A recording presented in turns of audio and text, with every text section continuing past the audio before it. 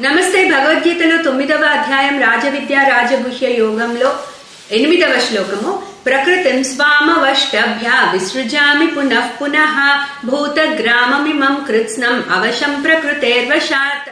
భగవానుడు ముందు శ్లోకంలో చెప్పారు, కల్పాదిలో నేను మొత్తము నా ప్రకృతిని వశంలో పెట్టుకొని మొత్తము సృష్టి చేస్తాను, మళ్ళీ కల్పాంతంలో అది నా యొక్క ప్రకృతిలో మొత్తం లీనమైపోతుంది సృష్టి, సో మళ్ళీ మళ్ళీ నేను సృష్టిస్తున్నాను అని చెప్పారు.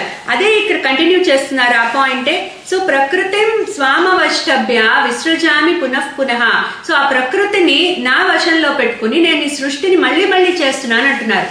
మళ్ళీ మళ్ళీ అని ఎందుకు అంటే ఆ కల్పాంతంలో అది ఆ అవ్యక్తమైన మాయలోకి వెళ్ళి ప్రకృతిలోకి వెళ్ళిపోతుంది సృష్టి అంతా. మళ్ళీ కల్పాదిలో మళ్ళీ ఆయన సృష్టిస్తారు, మా ప్రకృతి నుంచి మళ్ళీ స్టార్ట్ అవుతుంది మొత్తం. సో అందుకని మళ్ళీ మళ్ళీ అంటున్నారు పునః పునః. ప్రకృతిం స్వామవష్టభ్య విసృజామి పునః పునః. విసృజామి అంటే సృష్టి కిందకి రావడం, ఆ అవ్యక్తమైన ఆ హిరణ్య గర్భుడి నుంచి మళ్ళీ కిందకి వస్తుంది సృష్టి అంతా, అందుకని విసృజామి ఎక్స్పాండ్ అవుతోంది.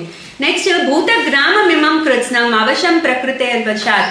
ఈ అవ్యక్తంగా ఉన్న ఈ భూతాలన్నీ కూడా మళ్ళీ ఈ సృష్టి మొదలైన తర్వాత వాళ్ళ కర్మఫలాలు బట్టి నేను వాళ్ళు ఎక్కడ పుట్టాలో అక్కడ నిర్ణయించి అక్కడ పుట్టిస్తాను వాళ్ళని.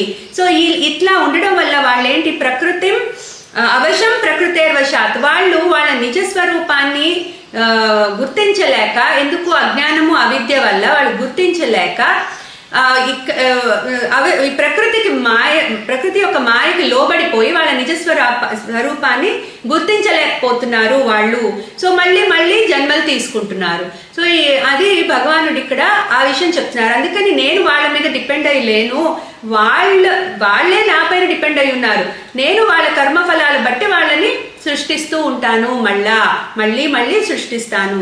సో ఈ ఎండ్ రావాలంటే పరమాత్మ యొక్క జ్ఞానం తెలుసుకొని వాళ్ళ నిజస్వరూపం తెలుసుకున్నప్పుడు ఈ మళ్ళీ మళ్ళీ వచ్చే ప్రక్రియ అనేది తప్పించుకోవచ్చు. సో అది ఇక్కడ హైలైట్ చేస్తున్నారు.